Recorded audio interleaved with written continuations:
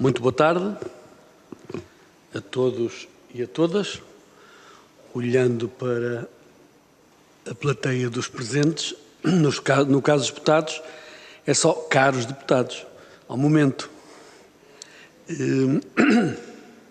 Vamos então iniciar esta nossa audição, uma audição à personalidade indigitada, à Presidente da ERSE, o Sr. Professor Pedro Geraldes Martins Verdelho, a quem naturalmente aproveito para cumprimentar e agradecer a presença nesta audição.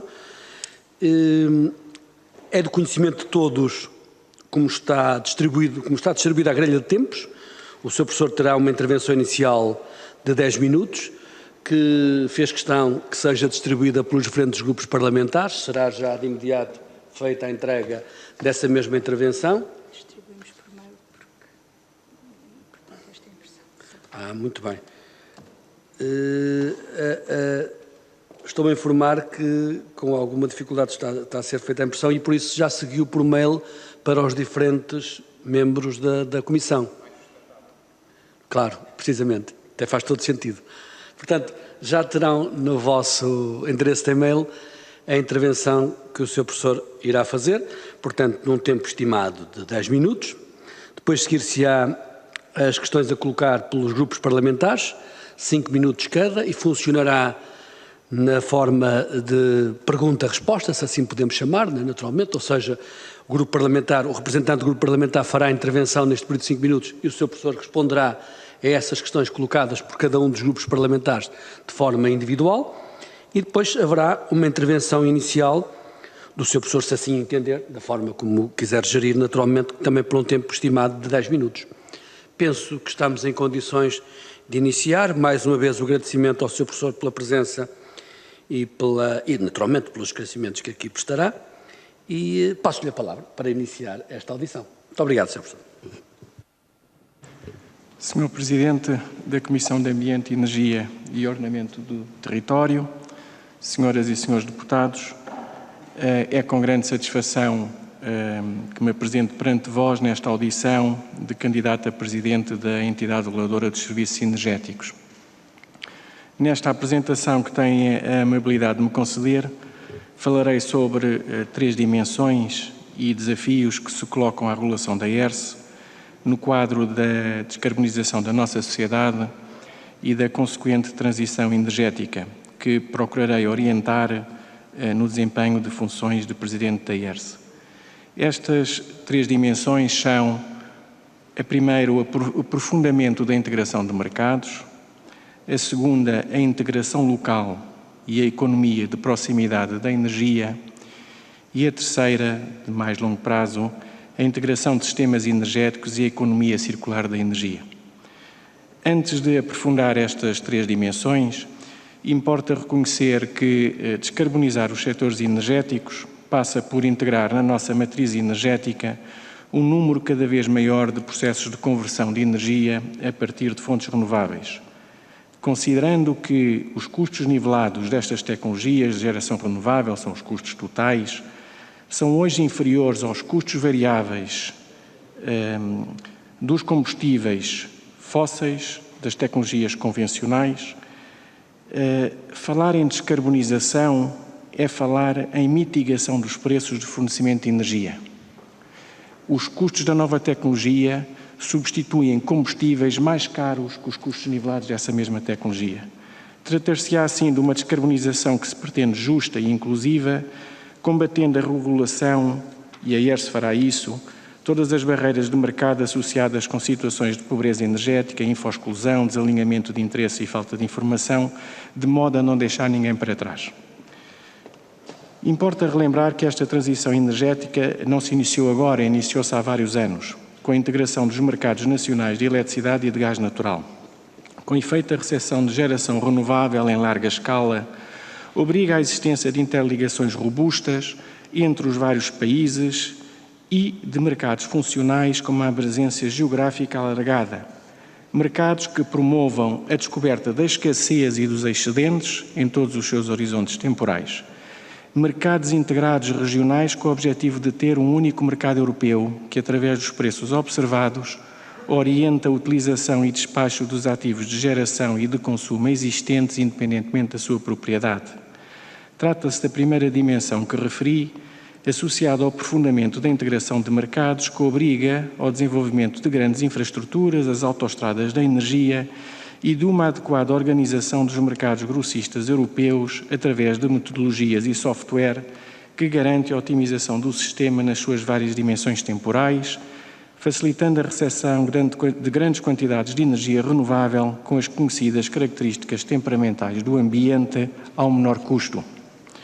O aperfeiçoamento desta primeira dimensão, associada com a integração de mercados, assume particular relevância no contexto atual dos elevados preços de energia, devendo o mesmo ser feito no espaço europeu, com as entidades públicas europeias e nacionais, evitando-se soluções casuísticas e locais que prejudicam a liquidez e a profundidade do mercado, prejudicando em última linha os consumidores. Identificam-se diversas áreas de melhoria, como por exemplo nos produtos de maior maturidade, facilitando-se a contratualização a mais largo prazo e a consequente sinalização de necessidades de investimento, nos produtos de curto prazo e de reservas de balanço, aumentando-se a sua granularidade de modo a promover-se os serviços de flexibilidade, a concretização do acoplamento europeu dos mercados de balanço de terciária e secundária, a maximização da capacidade de interligação disponível para o mercado e a redução de barreiras à participação da procura e dos serviços de flexibilidade descentralizados e de pequena dimensão através de modelos de agregação, entre outros, são um conjunto de medidas que permitem aprimorar e aperfeiçoar esta dimensão associada com a integração de mercados. A segunda dimensão da transição energética tem a ver com a dimensão local e com a necessidade de implementação do pacote de energia limpa. O paradigma do passado dizia-nos que a procura era inelástica, rígida, não era controlada. Tudo era feito do lado da oferta, ao nível da geração e do armazenamento, de modo a garantir que a mesma acompanhasse a evolução da tal procura rígida. A integração de renováveis acima de 50% obriga a adotar uma perspectiva diferente, em que parte da procura deverá seguir uma oferta cada vez mais variável, dependente das condições ambientais. Como essa procura está nas nossas casas, nos serviços e nas indústrias, estamos a falar de milhões de agentes, participantes, importando por isso criar um quadro normativo e regulatório simples e com custos de transação reduzidos que facilita a participação e integração de todos estes agentes no mercado de flexibilidade. Passamos assim num sistema de comercialização centralizado em grandes empresas para processos simples e de proximidade, peer-to-peer, que facilitam a descoberta desta flexibilidade inerente aos nossos processos de consumo, utilizando novos conceitos como o autoconsumo, a partilha de energia e as comunidades de energia. A digitalização e as redes inteligentes são fundamentais no desenvolvimento desta nova economia da energia de proximidade. Esta dimensão, a par com a primeira, a integração de mercados, contribuirá para acelerar ainda mais a descarbonização a um menor custo, oferecendo ao sistema maiores graus de liberdade para recepcionar maiores volumes de energia renovável descentralizada. A contratualização a mais largo prazo no mercado retalhista, através de produtos de maior maturidade no mercado grossista ou através de instrumentos do tipo PPA, substituindo gradualmente os atuais PPAs de sistema com remuneração garantida, como é o caso das feed-in tariffs, oferecerá aos consumidores imunização da volatilidade de curto e médio prazo inerente aos sistemas de matriz energética renovável, promovendo a convergência dos sinais de preço de curto prazo para os sinais de preço de longo prazo, sinalizando convenientemente as necessidades de investimento e promovendo o desacoplamento entre os preços do retalho pagos pelos consumidores e os custos dos combustíveis fósseis. Assistimos, assim, à democratização do acesso à atividade de geração, que só acelera com os preços enormes que temos vindo a observar nos mercados grossistas de curto e médio prazo. Mas, para responder convenientemente aos desafios ambientais, sociais e políticos, precisamos ir além das inovações introduzidas pelo pacote de energia limpa e ter uma visão holística do sistema energético, ou seja, uma perspectiva de integração de sistemas energéticos. Esta é a direção que o Green Deal estabeleceu e os reguladores, a ERSE, estão empenhados em contribuir para alcançar uma sociedade neutra em carbono no quadro das políticas públicas europeias e nacionais. O aprimoramento desta terceira dimensão, ligada com a integração de vetores energéticos, estamos a falar de eletricidade, gás, calor e outros, e setores de atividade, indústria, mobilidade, serviços, assegurará a descarbonização total da nossa sociedade ao menor custo, em particular dos setores energéticos intensivos, na indústria de processos de alta temperatura, no transporte pesado de mercadorias, terrestre e marítimo, na aviação, entre outros. Nestes setores de atividade, descarbonizar por meio da eletrificação será uma solução mais cara e, em algumas situações, uma impossibilidade. Esta integração de sistemas, um sistema de sistemas, permitirá aprofundar a economia circular da energia, aproveitando e valorizando os atuais resíduos e perdas no vetor energético ao setor de atividade e aportando por essa via maior eficiência energética aos processos. Será uma opção incontornável numa situação de descarbonização total da nossa sociedade. Como bem sabemos, a atual organização em silo, em que cada vetor energético e setor de atividade é analisado e tratado de forma isolada, é geradora de ineficiências ao longo da cadeia de valor, situação não compatível com uma sociedade neutra em carbono. É neste quadro que o acoplamento dos setores elétricos e do gás natural assume um papel fundamental, a par com os gases renováveis ou de baixo teor de carbono, como são o biogás, hidrogênio, metano, sintético, entre outros. As atuais redes de eletricidade e de gás natural serão as autoestradas de um sistema energético totalmente integrado, resiliente no curto, médio e longo prazo, no quadro de uma matriz energética de origem totalmente renovável. A revisão da Diretiva de Gás Natural, anunciada para o final do ano, representará o primeiro passo deste caminho. Eu diria que são assim expectáveis alterações profundas nos vetores energéticos do futuro, designadamente uma relevância decisiva da eficiência energética, em particular nos processos de utilização final de energia, uma redução substancial dos vetores energéticos à base de derivados de petróleo, um crescimento acentuado da eletrificação da sociedade e uma evolução do setor do gás natural, dependente da inovação e desenvolvimento de aplicações de power to gás e dos gases descarbonizados. A preparação dos setores regulados pela ERSE para estes desafios, integrando todos os interessados neste processo, garantindo o empoderamento dos consumidores na transição energética e bem como a sua proteção de forma holística e independente do vetor energético, será uma prioridade no exercício das funções de Presidente da ERSE. Esta metamorfose energética só será possível ser concretizada com o envolvimento de todos os cidadãos e consumidores. A par disso, defenderei de forma holística, colaborativa e com transparência e rigor o interesse público em todas as decisões e atos da ERSE, continuando a garantir uma regulação da energia de qualidade e com independência, prosseguindo sem sobressaltos a sua missão institucional de serviço público. Muito obrigado, Sr. Presidente e Srs. Deputados. Muito obrigado, Sr. Professor. Feita esta apresentação inicial pela parte do Sr. Professor Pedro Verdelho, passamos naturalmente à fase das questões a colocar por cada um dos grupos parlamentares. Aproveito para cumprimentar, entretanto, alguns senhores e senhoras deputadas que se juntaram a nós via web e vamos então dar início a esta ronda de intervenções dos diferentes grupos parlamentares, iniciando pelo grupo parlamentar do Partido Socialista. O Sr. Deputado Nuno Fazenda tem a palavra. Faça ao favor. Muito obrigado, Sr. Presidente. Começo também por cumprimentar o Sr. Professor Pedro Verdelho e também agradecer não só a disponibilidade, mas também a exposição que nos fez agora aqui mesmo. E, portanto, tenho aqui 2 ou 3 questões que irei colocar e que têm que ver, muitas delas, com a atual situação que vivemos no país, aliás, no mundo e também no país, em termos de energia. A ERSE, portanto, a entidade reguladora dos serviços energéticos, apresentou na passada sexta-feira uma proposta tarifária para 2022. E nessa proposta destacam-se 3 conclusões muito importantes. Em primeiro lugar, propõe que em 2022 não haja qualquer aumento no custo da eletricidade em Portugal.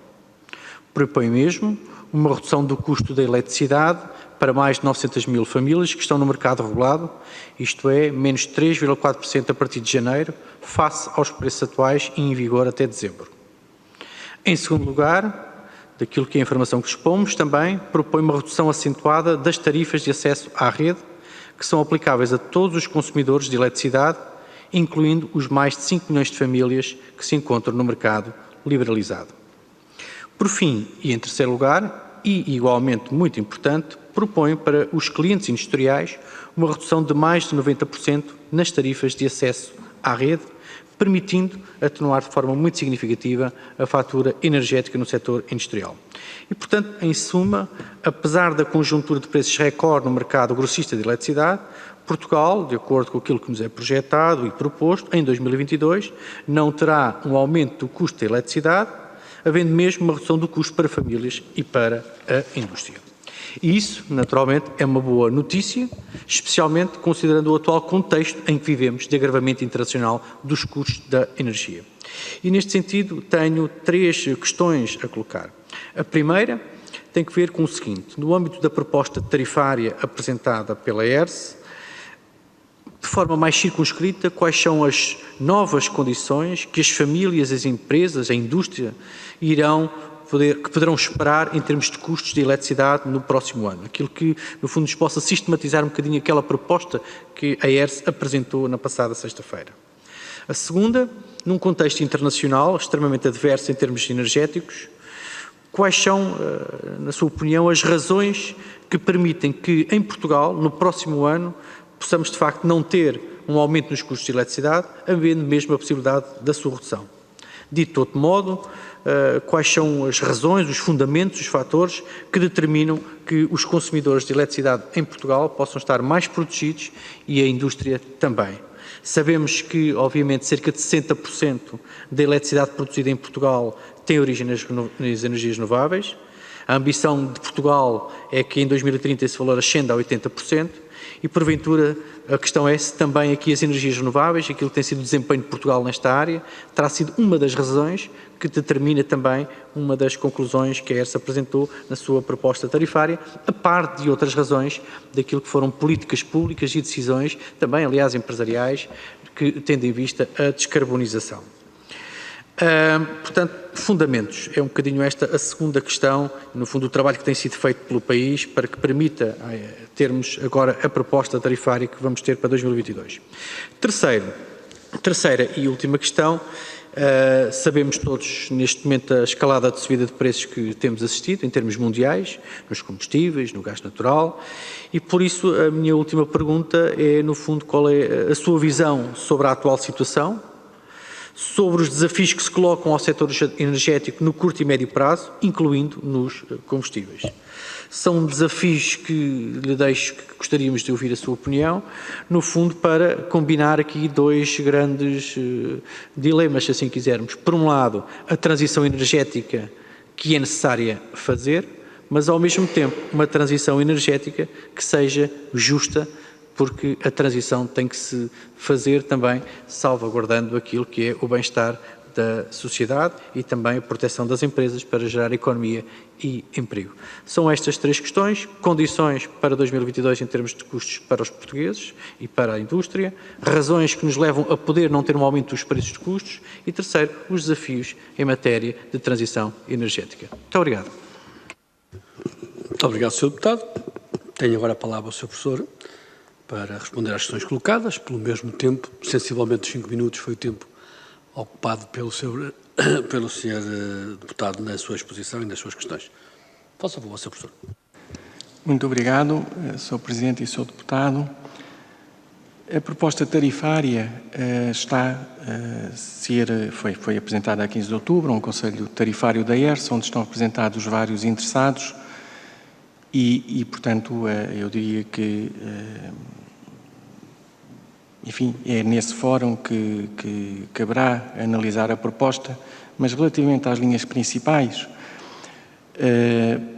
pois foi o que o Sr. Deputado disse, portanto, e que também está no comunicado que a ERSE fez, por razões de transparência, uma manutenção, no fundo, se nós compararmos a fatura, o que nós estimamos seja a fatura dos consumidores do próximo ano, e o que foi a fatura deste ano, todos os pagamentos durante todos estes 12 meses, diríamos que a variação tarifária para os consumidores domésticos independentemente do seu comercializador, quer seja mercado regulado, quer seja mercado livre, é praticamente de uma manutenção. Como nós temos vindo a ajustar os preços em alta, houve uma variação em julho e houve agora uma variação em outubro, de facto, se compararmos a fatura dos consumidores de janeiro do próximo ano com a fatura de dezembro, há inclusivamente uma redução tarifária, muito significativa, 3,4%. Estas são as principais, digamos, linhas para o segmento residencial, doméstico, para o segmento industrial. Nós temos na proposta tarifária, também como foi anunciado, uma redução enorme das tarifas de acesso. E consideramos que com esta redução enorme das tarifas de acesso, a indústria, porque sabemos que os preços no mercado grossista estão a subir, a indústria terá instrumentos para controlar a variação tarifária total. Desde logo, e conforme disse na minha intervenção, através de uma contratualização a mais largo prazo, uma contratualização mais adequada com o perfil de custos desta nova tecnologia renovável que está aí, entrando em compromissos com produtores, investindo em autoconsumo, por forma a, no fundo, garantir firmeza nessa componente de energia que depende do funcionamento do mercado. Relativamente aos fundamentos que determinam estas variações da proposta tarifária, eu diria que parte dos fundamentos têm a ver com os próprios modelos intrínsecos ao funcionamento do setor, que são modelos tarifários que têm vindo a ser aprimorados e aperfeiçoados pela entidade reguladora, a ERSE. São modelos de opções políticas que foram exercidas no passado, nomeadamente numa promoção de uma alteração estrutural do que é a nossa matriz energética, hoje muito dominada por tecnologias renováveis, mais de 50% da geração é renovável, e essa geração está contratualizada com PPAs de sistémicos, digamos assim, que chamamos as feed-in tariffs e, enfim, no fundo eu diria que 50% do custo de aprovisionamento do país acaba por ter uma componente firme. Quando o preço de energia sobe no mercado grossista, naturalmente os sobrecustos das renováveis traduzem-se inclusivamente em recebimentos, em benefícios, e é esses mecanismos que resultam da policy e também da regulação que permitem garantir esta variação tarifária praticamente nula, imunizando os nossos consumidores do que está a passar no mercado grossista. Importa referir que o mercado grossista é mais que o mercado spot, que o mercado de curto prazo. O mercado grossista tem todos estes instrumentos, contratação de largo prazo, PPAs, e, portanto, tudo o que se passa no mercado grossista, no mercado spot, não influencia diretamente a fatura dos consumidores. E, portanto, é um mercado que permite otimizar os meios de produção para o dia seguinte, em cada hora, que estão à nossa disposição de forma eficiente. Não se reflete necessariamente na fatura dos consumidores, desde que haja, e há numa série de situações, no caso das tarifas reguladas, esse é o caso, desde que haja uma contratação, enfim, utilizando todos os instrumentos que o mercado que temos hoje nos oferece, que vão muito para além do mercado de curto prazo, do mercado de spot. Há também uma opção que tem a ver com a utilização de receitas, que foi uma opção política, de receitas consignadas ao setor e que essa opção foi exercida, trata-se de uma decisão política, por forma a, neste contexto de facto severo em termos de preços, por forma a imunizar os consumidores destas variações. Os desafios de curto e médio prazo, eu penso, já estou a ver que estou a estender-me no tempo, mas estão na minha apresentação, julgo que são aquelas 3 dimensões e o Sr. Presidente terminava. Muito obrigado. Muito obrigado. Muito obrigado. Dando continuidade pela parte do Grupo Parlamentar do PSD, Sr. Deputado Hugo Carvalho. Faça o favor.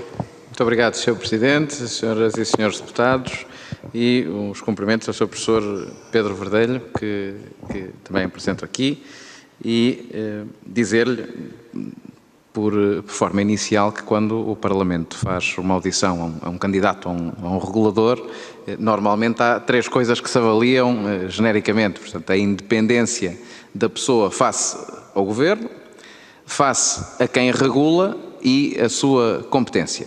E eu devo dizer, e o grupo parlamentar do PSD é justo na avaliação da política que faz, e portanto, se assim não foi, se às vezes o que contava para o Partido Socialista era o cartão partidário, hoje não é de todo essa situação que aqui acontece. O Sr. Professor tem competência, tem independência necessária, portanto é uma escolha feliz para a ERSE e, aliás, basta ver que ainda eu não tinha saído da escola primária, já o Sr. Professor estava a exercer funções na ERSE e, portanto, isso, à partida, convoca-nos a fazer já uma conversa sobre o futuro do setor da energia, um setor que está a castigar muito recentemente alguns portugueses e que tem todos estes desafios que eu subscrevo e concordo com grande parte da sua avaliação e onde eu me vou, enfim, pendurar para o convocar a falarmos mais sobre algumas coisas. O Sr. Professor tocou logo em algo que me tem fascinado, que é o autoconsumo e a predisposição de cada vez mais portugueses para produzirem a sua própria energia, de aproximar as pessoas da sua energia, e eu gostava de lhe perguntar o que é que, no seu entendimento, pode ser feito já. Porque o autoconsumo está preso em papel, está preso em letra de lei, está preso em burocracia. Já várias vezes exortámos o Governo a regulamentar melhor, a perceber melhor o que é que pode fazer para que isto seja uma realidade, porque de facto parece-nos que é muito importante aproximar a produção do consumo. O mesmo se pode dizer com a rede. Uma comunidade energética precisa de contadores inteligentes, precisa de ser uma comunidade a nível energético e, portanto, precisa de tecnologia, e é importante também ouvi-lo mais sobre tudo o que nos disse e que concerne com a integração dos sistemas, a interligação dos sistemas, que depois vão contribuir para um fim último, que é a descarbonização. Descarbonização que tem também a ver com a mobilidade elétrica. Foi lançada a revisão regulamentar para a mobilidade elétrica. A ERSE tem aqui um papel grande que diz respeito também à extensão dos pontos de carregamento elétrico e, portanto, eu gostava também de ouvir a sua perspectiva sobre o que é que pode ser feito já, enfim, em breve e com impacto neste setor, no setor da mobilidade elétrica, que é um setor que penso que todos os partidos prezam muito e cujo valor para a descarbonização compreendem perfeitamente. Portanto, a ERSE tem aqui responsabilidade de fixar tarifas de acesso, do próprio sistema de gestão e, portanto, é um tema que eu também lhe queria deixar aqui para futura reflexão. Também tocou num ponto importante da regulação e num desafio importante da futura regulação, que tem a ver com a regulação do hidrogénio e dos gases renováveis. Há este phase-out do gás natural e, portanto, é importante trazer para a regulação uma perspectiva do que é que pode ser o mercado de gases, a sua incorporação a nível nacional, o impacto que terá nos investimentos das redes e etc. E, portanto, tocou nesse assunto e eu gostava de ouvir mais sobre o assunto. E, para terminar, até porque só tenho mais um minuto, tocar num tema que já foi tocado aqui pelo Sr. Deputado Nuno Fazenda e que é a crise energética que estamos a viver em Portugal, tanto do lado dos preços da energia como do lado do preço dos combustíveis. Certamente teremos muitas oportunidades para debater aqui consigo os dois temas, mas era importante, numa primeira conversa que temos consigo, perceber como é que olha para o futuro do mercado, essencialmente o futuro do mercado, porque, de facto, o Sr. Professor estava a dizer agora, nós tivemos um género, não tivemos CIEGs, tivemos um género de BIEGs, portanto, houve um sobreganho, houve um ganho com a introdução de renováveis, mas é uma evidência que este ano as tarifas vão ser acomodadas, vão ser almofadadas, nas palavras do Sr. Ministro, com transferências extraordinárias e, portanto, isso já sabemos. Eu queria perguntar-lhe também como é que vê 2023, 2024, 2025, no caso de não existirem essas tarifas extraordinárias, até porque parte desses 815 milhões de euros de almofada já estavam legislados até desde o tempo do PSD e, portanto, não tinham foi preciso haver uma crise energética para eles saírem do Ministério das Finanças. E, portanto, eu gostava também de o ouvir sobre isto, e para terminar, Sr. Presidente, sobre esta crise energética, como é que vê o futuro do mercado e como é que vê o pós-2003, não havendo esta almofada ou a hipótese de ter esta almofada por parte do Governo, e também sobre os combustíveis, porque recentemente aprovámos legislação nesta matéria para o Governo estar habilitado a mexer nas margens das gasolineiras e, portanto, pergunto-lhe se já sente que esta legislação teve impacto, se já pode intervir e como, pedindo-lhe desculpa por ter que sair após a sua resposta, porque estou aqui com um impedimento e não ficar para uma eventual intervenção final da sua parte, que seguirei online e peço desculpa desde já por isso. Muito obrigado. Muito obrigado, Sr. Deputado. Tem a palavra, Sr. Professor. Muito obrigado. Eu diria que, sobre a primeira questão, que tem a ver com o autoconsumo, estamos a assistir a uma revolução, de facto, no setor, e esta revolução tem passado de alguma forma despercebida. Tem havido muito investimento a nível de autoconsumo individual e eu diria que a dificuldade que temos pela frente é outra componente do autoconsumo, que é a partilha de energia. No fundo, é um autoconsumo em que o produtor num edifício pode partilhar energia com os consumidores do edifício adjacente, numa perspectiva de proximidade. O autoconsumo individual tem sido um sucesso. Este autoconsumo com partilha de energia tem dificuldades. Tem dificuldades porque os custos associados, digamos assim, os benefícios associados têm muita materialidade, mas individualmente têm muito pouca expressão. E isto cria uma dificuldade em termos de percepção e de alteração comportamental. E, portanto, o que é que temos feito? Temos simplificado tudo o que é as regras regulatórias, por forma a mitigar e a minimizar os custos de transação. Cada um destes contratos, desta partilha de energia, para ser eficaz, temos que garantir que as regras são muito simples e que os custos para irmos por aí têm que ser esmagados completamente. Temos feito isso, mas, de facto, há um caminho de informação que importa continuarmos a perseguir. As redes inteligentes também estão aí. Está a haver uma alteração ao nível da estrutura de redes, a estruturação de redes, e, portanto, eu diria que esta economia de proximidade é uma das soluções para a tal crise energética, que seria a última pergunta. Sobre a mobilidade elétrica, eu diria que Portugal é um exemplo na mobilidade elétrica. Eu sou responsável por um grupo do MEDREG, que é a Associação de Reguladores de todo o Mediterrâneo, do grupo de renováveis e eficiência energética e estas questões do fuel switching, da mudança de combustíveis em termos de utilizações finais, como é o caso da mobilidade elétrica. E estamos a desenvolver um trabalho de comparação e, claramente, Portugal e os números de penetração da mobilidade elétrica em Portugal são superiores a todos os nossos, sistemas do norte do Mediterrâneo. Portanto, a Itália, a França, a Espanha, a Grécia. Portanto, de facto, a forma e o que tem sido feito e o modelo que nós temos de regular uma plataforma, aliás, há um Prémio Nobel da Economia que considera que a regulação das plataformas é também um tema e, portanto, o modelo que utilizamos acaba por ir nesse sentido. E, portanto, eu diria que todos conseguimos perceber que está a haver uma alteração, por exemplo, em termos de postos de carregamento que estão disponíveis aos vários utilizadores. De facto, está a haver uma transformação que quem estiver atento percebe que está a ocorrer. Relativamente ao hidrogênio e gases renováveis, estamos a dar os primeiros passos. Estamos ainda praticamente em papel. Portanto, estamos a alterar a legislação comunitária para viabilizar esse caminho da descarbonização do setor do gás. Em Portugal, a legislação e a regulamentação também foi adaptada nesse sentido. A descarbonização do setor do gás natural levanta grandes desafios, maiores desafios que a descarbonização do setor elétrico. No setor elétrico, os eletrões renováveis, digamos assim, misturam-se com facilidade com os eletrões produzidos por centrais de combustíveis fósseis.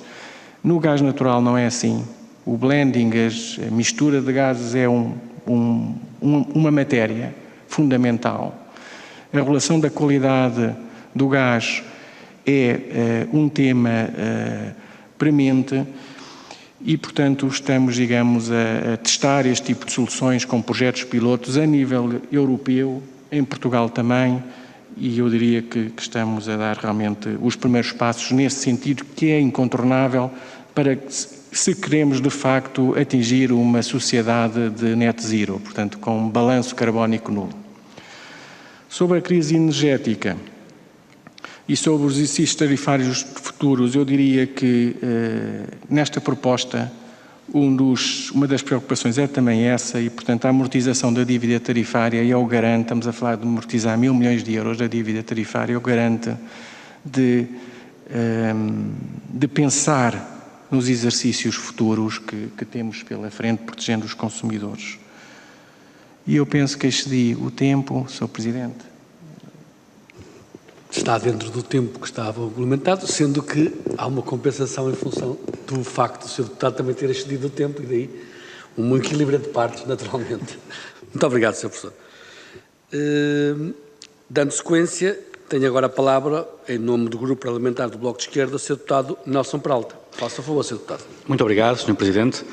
Saudar o professor Pedro Verdelho pelos esclarecimentos e pela disponibilidade com que está a responder às questões. Eu quero, do ponto de vista mais de introdução, também dizer que, da parte do Bloco de Esquerda, nós consideramos que a regulação é muito importante, mas nós não consideramos que seja a concorrência que vai resolver o problema do setor dos resíduos, dos combustíveis e da energia. Nos resíduos agora também, mas é para outra conversa.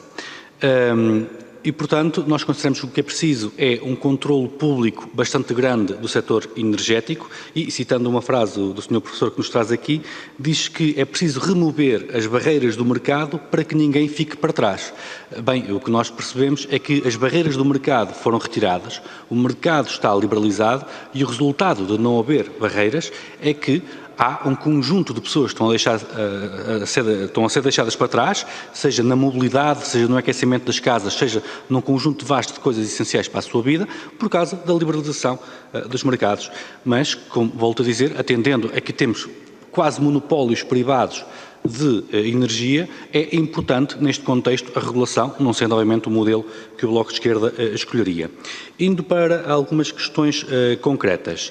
A ERSE deverá agora verificar se há ou não margens abusivas nos combustíveis. Mas há um problema central aqui, é a dificuldade que há muitas vezes em ver isto, porque basta ver as notícias, as grandes empresas petrolíferas mundiais estão com lucros tão grandes que lançaram campanhas de comprar as suas próprias ações, dividendos e por aí fora. Portanto, o lucro no setor energético existe e neste momento existe muito, por isso é que as pessoas pagam muito pela energia em Portugal, na Europa e por aí fora.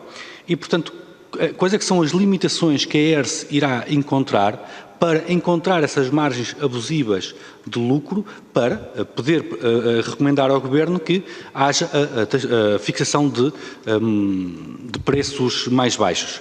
Já agora recordar que a proposta do Bloco de Esquerda era diferente, era da fixação, de facto, de preços máximos para os combustíveis e de que semana a semana não pudesse aumentar mais do que 2%. Aquilo que nós temos assistido é que as gasolineiras, quando aumenta o preço do petróleo, aumenta, quando desce, não desce e, portanto, é um aumento contínuo. Portanto, queria que nos esclarecesse um pouco as limitações que a ERSE vai encontrar e o impacto concreto na vida das pessoas que esta medida, que apesar de tudo é positiva, mas muito curta, irá ter na vida concreta das pessoas. Outra questão concreta tem a ver com a parte da eletricidade. A ERSE lançou agora um conjunto de medidas provisórias para garantir que os preços que estão bastante altos nos grossistas não afetam os comercializadores. E quero perguntar se não há o risco de termos uma monopolização do setor energético ainda maior porque os pequenos comercializadores de energia, as pequenas cooperativas, os pequenos negócios da energia vão ter uma enorme dificuldade em passar esta fase até chegarem preços mais baixos e, portanto, podem falir ou podem ser adquiridas por empresas maiores e temos uma monopolização ainda maior no setor energético. Outra questão, já que falei de resíduos,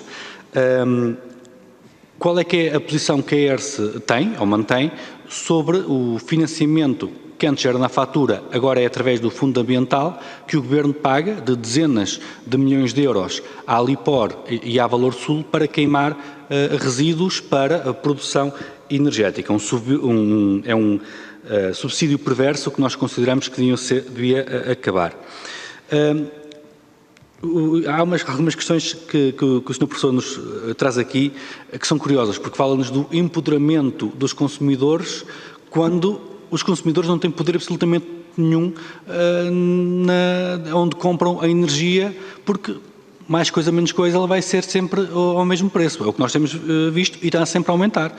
Nós podemos ir a uma gasolineira, podemos ir a uma empresa diferente de eletricidade, os preços não são assim tão diferentes e isto mostra muito os limites da concorrência e, portanto, perguntava-lhe se não acha que são necessários o nosso modelo, obviamente, é do controle público, mas que não são necessários modelos de maior transparência para se perceber se não há outras razões por trás dos preços serem tão semelhantes e, neste momento, tão altos.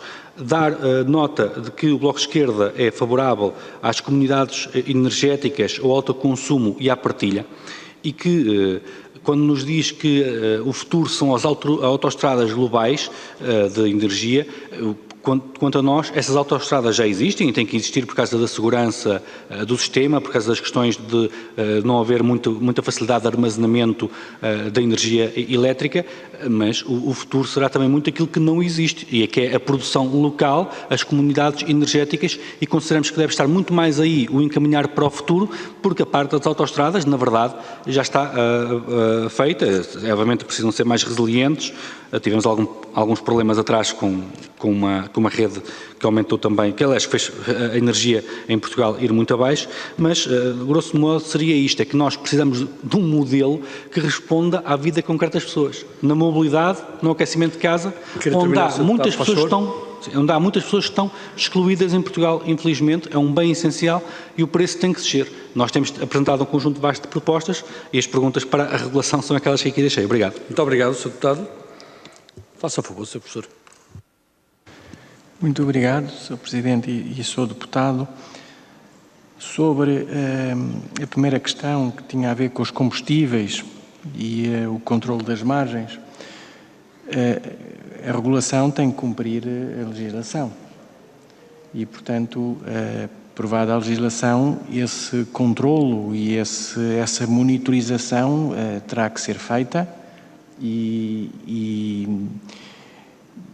naturalmente, sendo detectada margens inadequadas, fora do que é aceitável, pois os mecanismos legais serão acionados nos termos da legislação aprovada. Sobre as medidas extraordinárias, eu diria que o que nós, de facto, todos percebemos que estamos com temos um problema conjuntural ao nível dos preços verificados no mercado grossista de eletricidade e de gás natural. A proposta tarifária de eletricidade é a solução, é o balão de oxigênio para resolver o problema a partir de janeiro do próximo ano, mas há que chegar lá. E, portanto, nestes meses que temos pela frente, haveria que encontrar um conjunto de medidas extraordinárias que protegessem os consumidores, que protegessem o mercado, por forma a mitigar o risco sistémico. E eu penso que, aliás, parte dessas medidas estão naquele pacote que a Comissão Europeia lançou recentemente. A ERSE antecipou toda essa panóplia de medidas e foi para além disso, e as razões são essas. Portanto, é uma situação que não é uma situação, é uma situação que se vive em toda a Europa, é uma situação que os mercados mostram que é conjuntural, que estará resolvida na primavera, tem a ver com o aprovisionamento de gás natural, tem a ver com situações de escassez a nível de gás natural, de abastecimento da Europa, e que os preços que estão a ser observados nos mercados grossistas de curto prazo sinalizam essas situações. E, portanto, há que, para garantir, proteger os consumidores e também mitigar o risco sistémico, pois propuseram-se de forma transparente esse conjunto de medidas que consideramos que venham resolver o problema no curto prazo.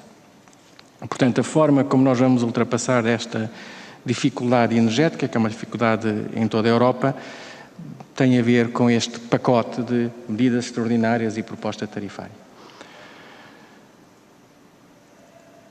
Os subsídios da Lipor e Valor Sul, de facto, neste ano representam o contrário, no fundo, representam quer neste ano, quer no próximo, considerando as expectativas de preços, representam um pagamento, digamos, ao sistema. O que foi no passado um subsídio passou a ser um benefício, de facto, na situação atual, considerando os preços que têm vindo a ser verificados nos mercados. Sobre o empoderamento dos consumidores, de facto, o empoderamento dos consumidores passa pelo desenvolvimento desta economia da energia de proximidade, que tem a ver com o autoconsumo, a partilha de energia e as comunidades de energia.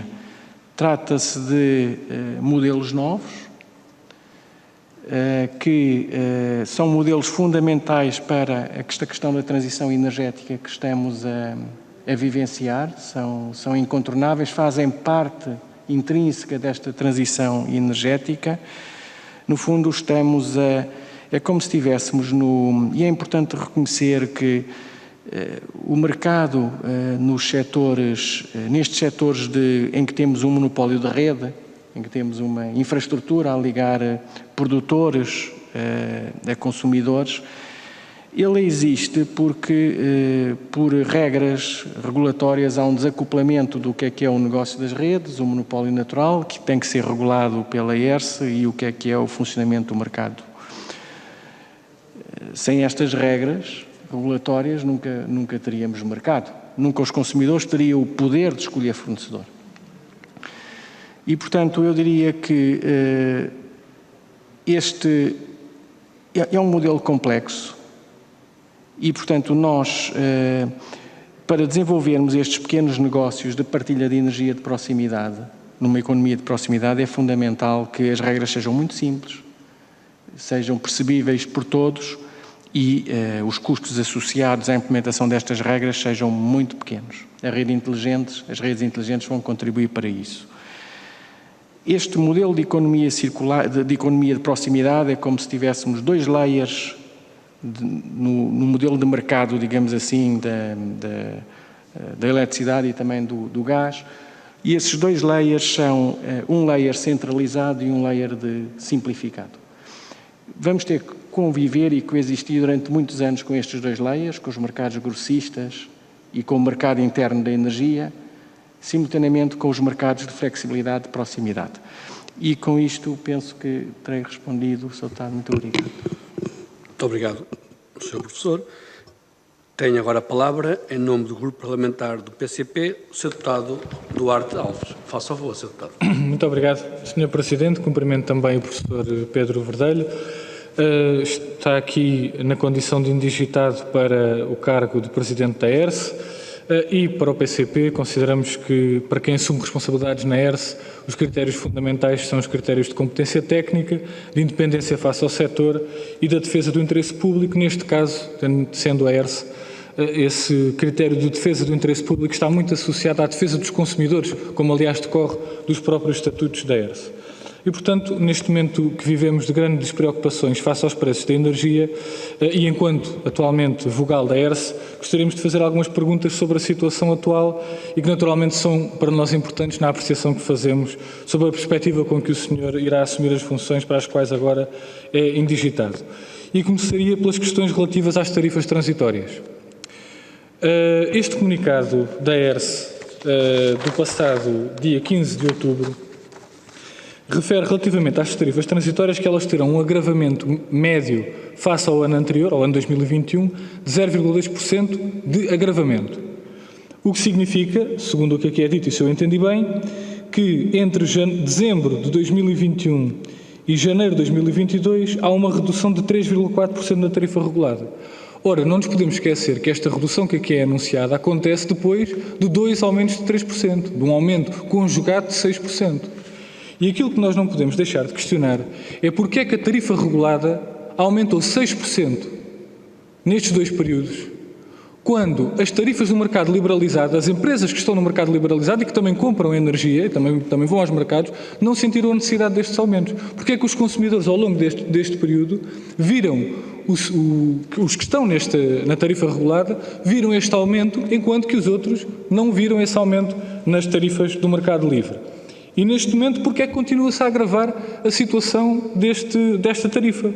Porque, na verdade, segundo aquilo que disse na sua intervenção inicial, a perspectiva que a ERSE tem é de que não haja um aumento nas tarifas. Então, porquê é que, face à situação de junho de 2021, os consumidores da tarifa regulada terão um agravamento? Porque tiveram um agravamento de 6% e agora, se tiveram um alívio de 3,4%, mantém-se um agravamento face à situação anterior. O que não acontece no mercado liberalizado, segundo as perspectivas da própria ERSE. E, portanto, nós gostaríamos de perceber qual a razão para estes aumentos, se esta perspectiva, que parece ser a ERSE a assumir para si uma responsabilidade que não é sua, que é a de empurrar os consumidores para o mercado liberalizado. Essa não é uma função da ERSE. A função da ERSE é proteger os consumidores, não é promover o mercado liberalizado. E aquilo que temos visto é que a ERSE sucessivamente pauta a sua atuação pelo empurrar dos clientes para o mercado liberalizado e para a extinção das tarifas reguladas, sistematicamente repetidas, que essa extinção está prevista no processo de liberalização, quando essa não é verdadeiramente uma função da ERSE, a promoção do mercado liberalizado. Depois, a atualização, o aumento de 3% em setembro, que afetou apenas os consumidores do mercado regulado, foi justificado com o aumento da aquisição de energia do CUR nos mercados grossistas, que efetivamente aumentou. Em que se fundamenta a ERSE para essa asserção? As outras entidades comercializadoras não compraram no mesmo mercado grossista? Depois, relativamente à atual pressão altista, perguntamos se a ERSE tem convicções firmes de que a atual conjuntura altista, verificada transitoriamente no mercado grossista, se irá manter em 2022 e apenas com base na parcela relacionada com o mercado de futuros. Perguntamos concretamente qual é o preço de referência do mercado grossista de 2021 e de 2022 e qual o aumento que é feito para esse preço de referência. Porque quando nós vemos aqui neste comunicado as reduções das tarifas de acesso às redes, que diz aqui que em média terão um impacto nas tarifas de 35%, não podemos deixar de sublinhar aquilo que é dito pela própria ERSE, que é o seguinte: recorde-se que o impacto nos consumidores em mercado liberalizado depende das tarifas de acesso às redes, mas também da componente da energia adquirida por cada comercializador. E aqui é que está verdadeiramente o problema, porque enquanto continuarmos a ter a lógica marginalista, em que faz com que continuemos a pagar as centrais hidroelétricas da EDP em alguns dias a 200 € o megawatt-hora, quando estas produzem a menos de 20 € o megawatt-hora, porque não compram gás nem pagam licenças de CO2, vamos continuar a ter uma inflação sobre os preços que não é real e que não corresponde aos verdadeiros preços de mercado. E o mesmo podemos dizer em relação às tarifas garantidas para as eólicas, que continuam a prejudicar os consumidores e a levar a grandes receitas por parte das energéticas. O senhor considera que é ou não preciso atuar no sistema de formação de preços, como se procurou fazer em Espanha e em alguns países europeus, e que em Portugal não se foi nesse sentido? Como é que a ERSE vai fiscalizar e garantir que a anunciada descida de 35% na fatura final dos consumidores do mercado liberalizado, corrente das tarifas de acesso às redes, se concretiza? Ou vai continuar a ERSE mais preocupada com a saída das empresas retalhistas do mercado liberalizado, quando deveria dirigir essa preocupação para os consumidores do mercado de energia? Queira terminar, Sr. Deputado? Por fim, e beneficiando da mesma tolerância que os outros deputados tiveram, gostaríamos de questionar relativamente aos combustíveis, que neste momento a ERSE tem também responsabilidades ao nível dos combustíveis. Como é que pensa atuar? Qual é a atuação que a ERSE terá sobre a subida dos preços dos combustíveis, nomeadamente relativamente ao que diz respeito aos índices Platts na Praça de Roterdão e à subida muito superior ao preço real do petróleo, que gostaríamos de perguntar se considera que tem sido proporcional e que acompanhamento é que tem feito deste problema. E se não considera que os preços de referência refinados em Portugal deveriam ser os preços à porta das refinadoras, agora só em Sines, isto é, os custos da produção, mais uma margem comercial para a petrolífera e não um sistema baseado em índices artificiais como aqueles que temos e que prejudica os consumidores e que só favorece as grandes petrolíferas.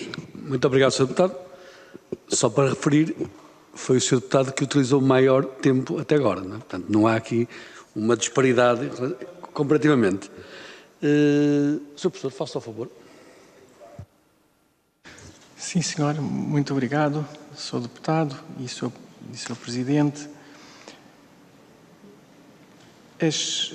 Sobre as tarifas transitórias, e de facto, portanto, eu esclareci que se nós compararmos de facto o que se espera que seja a fatura, isto para os consumidores domésticos do próximo ano, com a fatura deste ano, ou seja, com os 12 pagamentos mensais, as faturas são mensais, estima-se que essa variação seja praticamente nula, os tais 0,2%.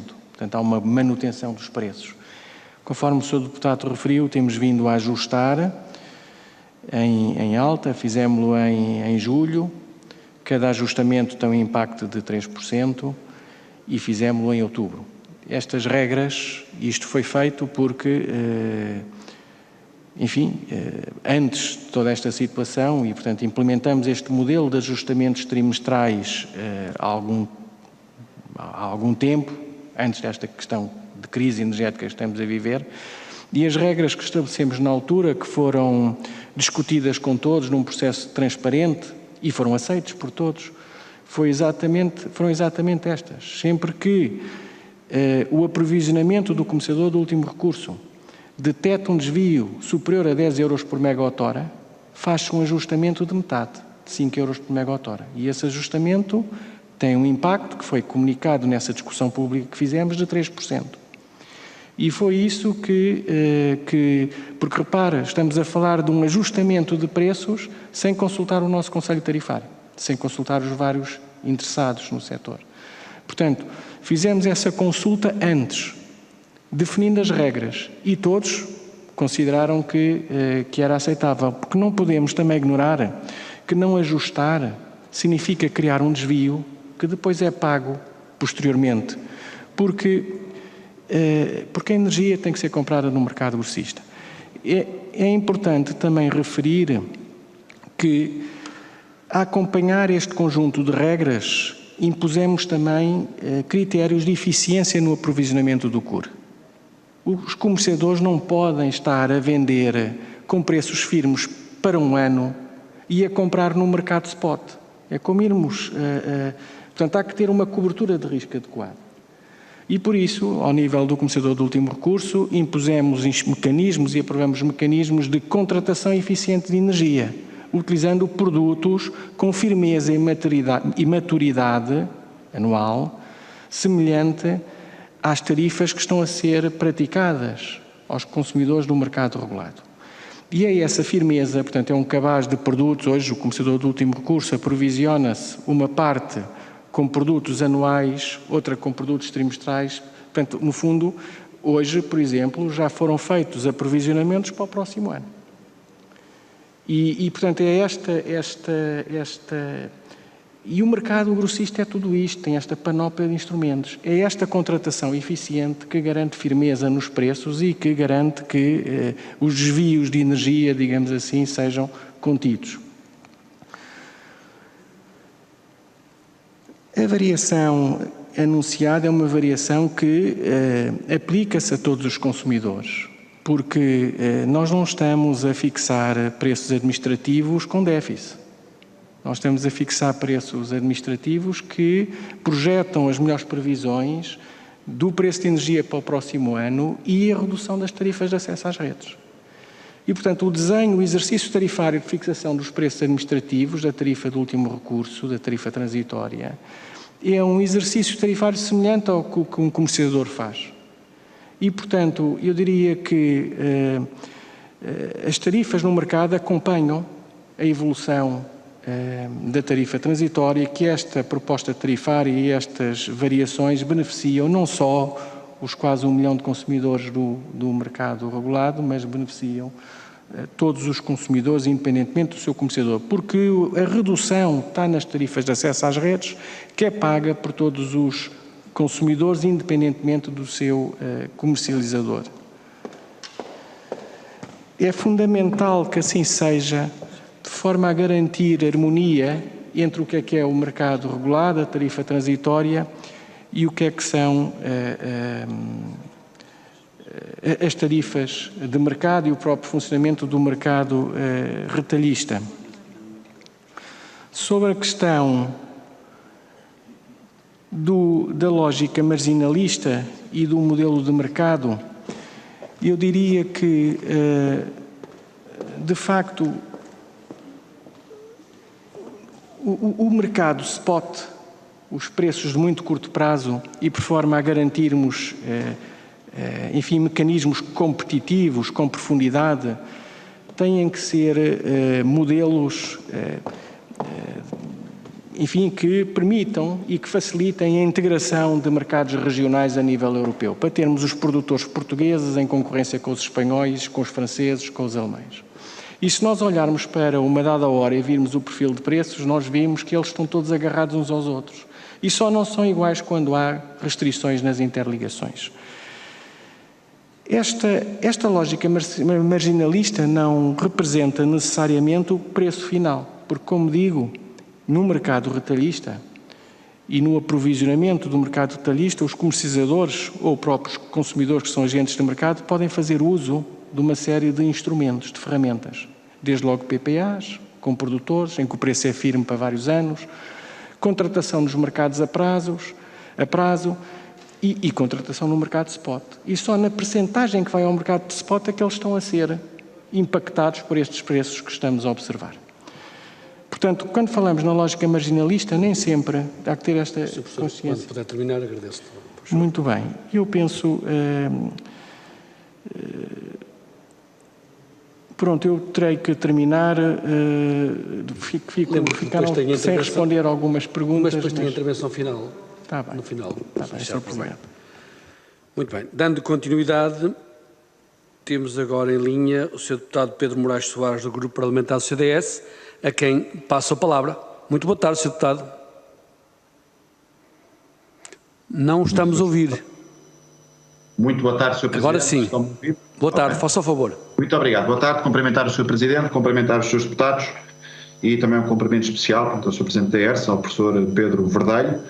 Agradecer tanto a exposição inicial que nos fez e desejar também, acima de tudo, o maior sucesso e certamente que irá exercer o cargo com a maior competência e independência. Eu pretendia, portanto, ouvindo as considerações feitas e também no seguimento de muitas das perguntas que já aqui foram feitas, portanto, pretendia também fazer duas considerações e colocar, portanto, duas questões também. Em primeiro lugar, diz respeito, portanto, à crise energética, portanto, aos preços dos combustíveis, portanto, ao preço de energia, e perguntar, portanto, como vê qual o futuro do mercado sem a almofada, tanto dos próximos anos, ou seja, sem a almofada, portanto, do governo dos próximos anos, no período pós-2022, como vê o futuro, portanto, relativamente aos preços dos combustíveis e os preços, portanto, da energia. Portanto, queria deixar esta nossa, que pretendia, portanto, que fizesse um pouco mais de consideração e desenvolvesse, portanto, um pouco mais este tema e também na questão dos combustíveis, tendo em conta, portanto, a medida recente aprovada, portanto, por parte do Governo, relativamente às questões das margens, portanto, já tinha dito, portanto, minha opinião do CDS, também tivemos a oportunidade de ter sede de audiência, portanto, da Comissão, portanto, que o CDS, portanto, iria, por outro lado, iria pela baixa, portanto, do ISP, portanto, e não iremos pela questão das margens, situação essa, portanto, que irá certamente não só provocar, portanto, um maior monopólio, como também irá certamente colocar em causa, portanto, também muitos dos operadores, ou os pequenos operadores, em especial os que se encontram, portanto, no interior, portanto, no interior do país.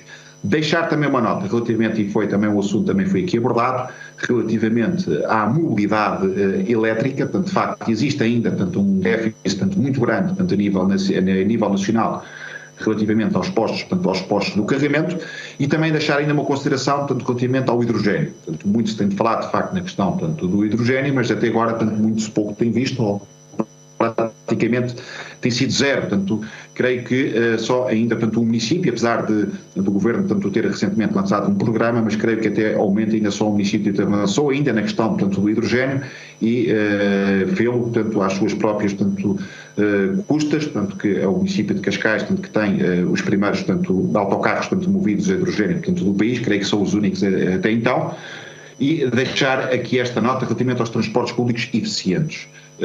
Concretamente, portanto, aqueles que cumprem os requisitos, portanto, de Euro 6, ainda são muito poucos aqueles que existem, portanto, a nível nacional ou quase nenhum. É importante esta descarbonização, mas deixar esta nota, portanto, como vê, portanto, relativamente aos transportes públicos, o ponto da situação, ou como avalia o ponto da situação, tendo em conta, portanto, que não tem existido, ou o Governo não tem facilitado também a implementação, portanto, de autoridades municipais de transportes que permitam avançarem, portanto, sobre esta mesma temática. Relativamente aos preços, e aos preços, portanto, da energia, queria também deixar aqui esta nota, portanto, que os preços, de facto, têm que baixar. Agora, a descarbonização também tem que ser feita, é importante que tenha sido feita, mas também não pode ser feito a qualquer custo e não pode ser também feito ao custo, portanto, do desconforto térmico, portanto, das famílias.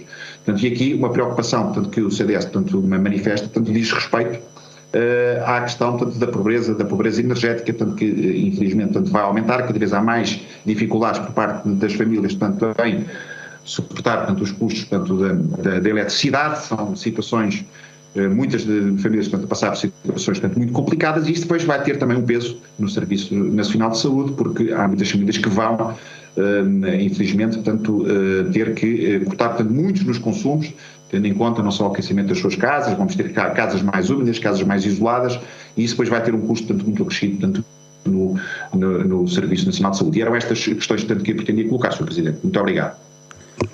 Muito obrigado, Sr. Deputado. Tem a palavra o Sr. Professor. Faça a favor. Muito obrigado. Sobre a primeira questão, tinha a ver sobre o futuro do mercado. Portanto, no fundo, enfim, nós bem sabemos que o setor elétrico, em particular, também o setor do gás natural, enfim, têm estado, que é uma coisa nova, todos os dias temos notícias sobre esta crise e sobre estes preços enormes que estamos a observar. É evidente que estas notícias e esta informação são muito impactadas pelo preço do mercado spot, que é um preço que é transparente, novamente, é um preço de curto prazo, é um preço que é transparente, ele é observável e é um dos grandes ativos, deste mercado interno de energia que criamos, porque tornou possível observar este preço. Este preço é fundamental para despachar os meios de produção e de consumo que estão no terreno, mas não reflete necessariamente o que os consumidores pagam no final do dia, no final do mês. Porque o mercado é muito mais do que este mercado spot. Há contratação, há mercado a prazo, há contratação de produtos com maturidades muito mais alargadas. Aliás, se verificarem qual é o preço para 2023, o preço para 2023 nada tem a ver com o preço que estamos a viver hoje, porque reflete já o custo nivelado da tecnologia renovável, da tecnologia incremental que está a entrar no sistema. E quem compra ou quem faz um contrato de PPA com um produtor renovável, vai pagar, de facto, o valor que foi contratualizado entre as partes, que reflete esse custo nivelado de longo prazo. E é evidente que esse contrato é um contrato que termina na hora, no preço do mercado spot, através de um contrato por diferenças. E, portanto, aquele preço do mercado spot nem é apropriado pelo produtor, nem impacta no consumidor, porque o que eles contratualizaram foi um preço de largo prazo e, portanto, a diferença será dinheiro a receber pelo produtor, se o preço do mercado spot estiver abaixo do custo que contratualizaram, ou será dinheiro a receber pelo cliente se o preço do mercado spot estiver acima do que eles contratualizaram. Portanto, é importante termos a noção que estes preços do mercado spot não impactam diretamente na fatura dos consumidores, no pressuposto de que haja uma contratualização utilizando todos estes instrumentos. Naturalmente que num contrato indexado ao mercado spot isso impacta diretamente. Sobre a questão da mobilidade elétrica, ela é incontornável neste processo de descarbonização e eu diria que os transportes é praticamente o último setor de atividade onde nós estamos a substituir os derivados do petróleo por outros vetores energéticos, nomeadamente gás e eletricidade. O transporte é o último setor onde isso é feito. Começou por fazer-se isso na indústria, nos sistemas de aquecimento e agora resta-nos o transporte. Naturalmente e, portanto, essa descarbonização é feita com recurso à mobilidade elétrica, nomeadamente no transporte de curta distância, porque quando falamos em eletricidade falamos em baterias são pesadas porque a densidade energética de uma bateria é reduzida e, portanto, quando estamos a falar de transportes a larga distância precisamos de outro tipo de vetores energéticos com grande densidade energética e é aí que entra o hidrogênio. E o hidrogênio é fundamental, que era de ser a questão, para garantir de facto a descarbonização da indústria intensiva em termos de energia, onde eletrificar seria muito caro.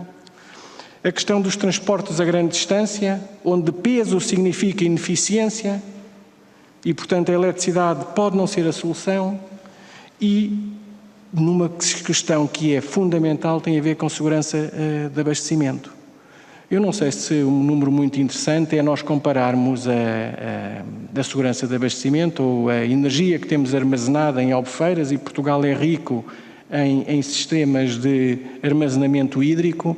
Se compararmos a energia que temos em Albufeiras com a energia que temos armazenada nas nossas cavernas que estão no Carriço, percebemos que existe ali uma diferença brutal, mais do dobro. E, portanto, aqueles armazenamentos no Carriço não impactam na vida de ninguém.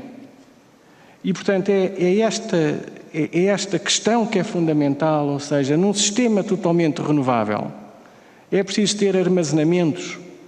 E esses armazenamentos têm que ser feitos com combustíveis descarbonizados de alta densidade energética.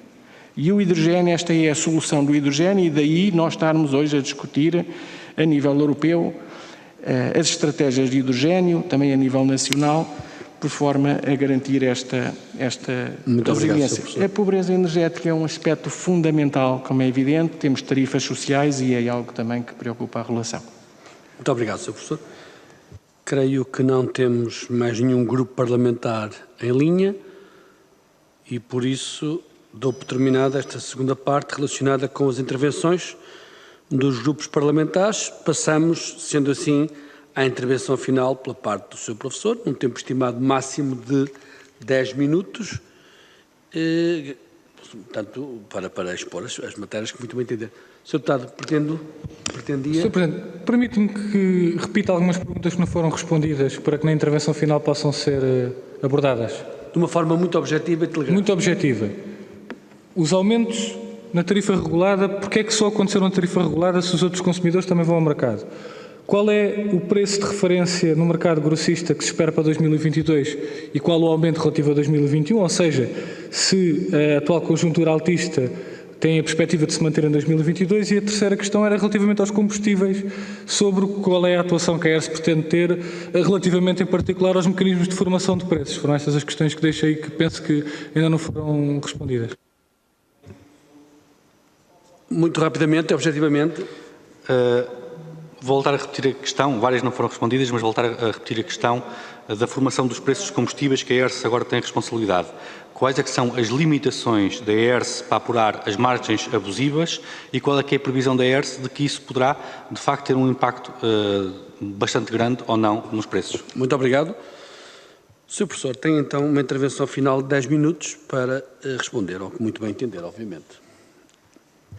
Muito obrigado, Sr. Presidente.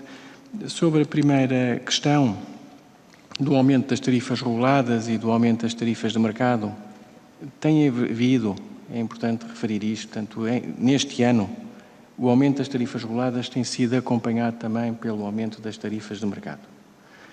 E este aumento tem sido muito mais acentuado nos comercializadores, como é evidente, que não usam a sua contratualização a largo prazo.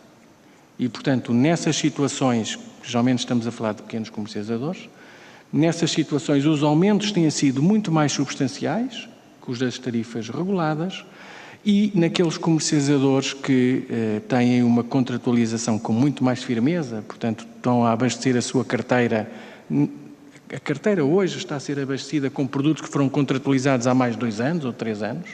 Nesses comercializadores, como é evidente, têm grande firmeza, as variações têm sido inferiores à da tarifa regulada, mas todas, e essa análise é feita pela ERSE, está nos seus boletins, todos em aumento.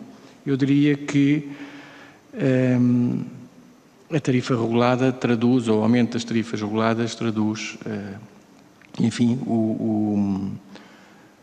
está no meio, digamos, destes 2 cabazes de formas de aprovisionamento por parte dos comercializadores. Da verificação das tarifas de acesso às redes, vale a pena referir que foi uma pergunta que me fez também, que me esqueci de responder, lembrei-me agora. As tarifas de acesso às redes, na maioria dos contratos, são explicitadas na fatura e, portanto, há um repasso automático da decisão regulatória para a fatura dos consumidores. Quanto aos combustíveis e à formação de preços, que foi mencionada pelos 2 deputados, é um tema que, depois a legislação está a ser aprovada, a ERSE cumpre a lei, tem que cumprir a lei, sempre com qualidade, na defesa do interesse público e na prestação do serviço público, e vamos, como é evidente, implementar os instrumentos necessários para garantir uma aplicação efetiva da legislação. Sobre a conclusão, eu queria agradecer, enfim, valorizar este processo que temos da escolha dos vogais dos conselhos de administração das entidades reguladoras, com um envolvimento da CRESAP, com uma observação e fiscalização atenta da Assembleia da República e, no caso da ERSE, desta Comissão, valorizar esse papel que garante, que é fundamental para garantir, de facto, a independência e a qualidade das pessoas que são escolhidas, mas também referir que a independência vai para além disso. A independência é garantida também com staff técnico de grande qualidade, e a ERSE tem esse staff técnico, tem essa equipe técnica, tem essa qualidade e esses recursos humanos também que garantem a independência e asseguram a qualidade das decisões regulatórias. Eu penso que temos pela frente grandes desafios em termos societais, na energia em particular. Estes desafios, conforme discutimos aqui, foi uma conversa muito boa, têm 3 dimensões. Eu diria que esta descarbonização só é conseguida com uma com o mercado, nós não podemos ignorar que esse mercado tem que funcionar, esse mercado é que permite otimizar no curto prazo, em cada hora, os recursos que nos são oferecidos pela sociedade. Portanto, essa dimensão do mercado é fundamental. Há uma segunda dimensão que tem a ver com o empoderamento dos consumidores, com esta economia de proximidade, com estes modelos de produção e venda de energia, partilha de energia e com as comunidades de energia. Esta dimensão de proximidade é fundamental para garantir esta descarbonização, para promover, como eu referi, o desbloquear do acesso à flexibilidade que está nas nossas casas, na indústria, nos edifícios de serviços. E há a terceira dimensão que também ficou, na conversa que tivemos aqui, chamou-se a atenção da sua importância, que tem a ver com aquela terceira dimensão, com a integração de vetores energéticos e setores de atividade. Talvez referir que a forma como a ERSE está organizada é já um produto dessa integração de sistemas energéticos, onde vemos no regulador a regulação da eletricidade, a regulação do gás natural e a regulação dos derivados de petróleo, na mesma entidade. É um produto dessa necessária integração de sistemas energéticos e também de setores de atividade onde está, por exemplo, a mobilidade elétrica. A forma como a ERSE está organizada já reflete, digamos, essa perspectiva e prepara-nos para os desafios que temos pela frente. E com isto, Sr. Presidente, terminava agradecendo mais uma vez a forma como foi recebido aqui na sua comissão. Muito obrigado, Sr. Professor, tanto pela disponibilidade quanto pelos esclarecimentos aqui prestados.